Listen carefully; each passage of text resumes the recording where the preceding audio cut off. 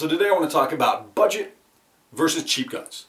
Also, I want to talk about how people like to interchange those two a lot when they talk about firearms. And specifically, I want to talk about people who say that budget guns are cheap guns. That because something's budget friendly, it must be a cheap piece of crap. So first off, let's talk about cheap guns. Because in this video, cheap guns and budget guns are two different things. When I talk about budget guns, I'm talking about something that's budget friendly yet effective. Something that you can rely on to defend yourself versus a cheap gun, which is just a cheap piece of crap. Something you don't want to get for a defensive tool. Now, I've got a couple of cheap guns just because they're guns that were given to me by family members.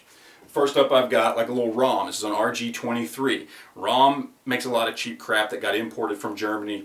Don't trust these guns. Yeah, this one can be fun when it works, but it rarely works. The other one I've got here is going to be a Raven. This is a little Raven 25 ACP semi-auto.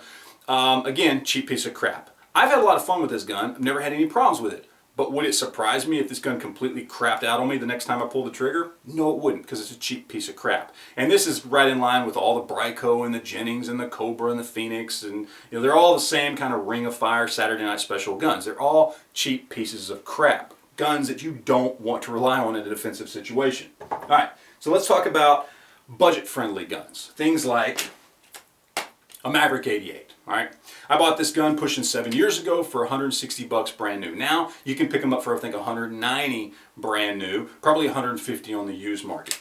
As somebody who has owned 3 of these now and 5 different Mossberg 500s, I can tell you, short of the trigger group, they are identical in every single way. Quality-wise, they are identical. The trigger group is just different than it is on the Mossberg 500. That's it. It's not any less quality or anything like that. It's just different. Yet I can pick this up for about 100 to 150, depending on what model you're looking at, less than I can buy a Mossberg 500. That's a damn good deal. Yet some people will tell you, no, save up the extra money and get a Mossberg 500. In other words, save up almost a whole other shotgun's worth of money to buy something else when the quality is the same.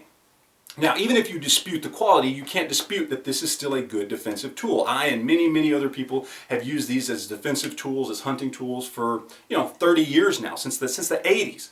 They are effective tools. They are budget-friendly tools. Look at guns out there like Taurus and kel-tec. These guns have a lot of people who hate them and a lot of people who love them. And no doubt they tend to get a bad rap sometimes, but they're still budget-friendly guns. They're still guns. Tauruses and kel-tecs have been used many times in defensive situations effectively, reliably. There are many people who have used these guns and not had issues whatsoever, even though sometimes they do have more problems because they are a little rougher around the edges because they are more budget-friendly. Now, I personally don't like kel-tecs, but I'm not going to say it's a cheap piece of crap gun. I'm going to say it's a budget-friendly option that I just personally don't happen to like. I prefer budget-friendly option. I'd probably go with a Taurus over a kel-tec, but that's my personal opinion. Now, when it comes down to the whole budget-friendly thing, do your own research. I mean, you can take my opinion into consideration and go find somebody else on YouTube who's more of the gun snob type who's going to say, no, wait till you have $500 and buy a Glock. Take both of those opinions into consideration and then do your own research, okay? I firmly fall on the side that budget-friendly guns are a good defensive option. As long as you've done your research and you understand you're not buying a cheap piece of crap, you're buying something that is budget-friendly but still reliable.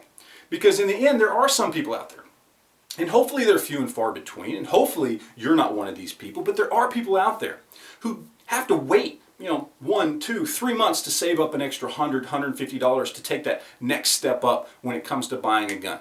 And what if in that period of time, when they could have went out and bought a Maverick 88 instead of the Mossberg 500, they find themselves in a defensive situation and they chose not to buy that Maverick 88 that could have saved their life? Yes, it's an extreme situation. But the whole reason we buy firearms in the first place is for those extreme what-if situations. Situations that hopefully most of us will never find ourselves in. But if you do, you want to be ready, and that's the point. So yes, there are cheap guns out there on the market. But don't listen to people who are gun snobs that tell you that a Maverick 88 or a Taurus or a kel-tec or a low-end Ruger is also a cheap piece of crap gun, because it's not. It's a budget-friendly option that if you don't have the $500 to spend on a Glock or the $350 to spend on a Mossberg 500, are good, effective defensive tools and good options for you. So that's it, guys.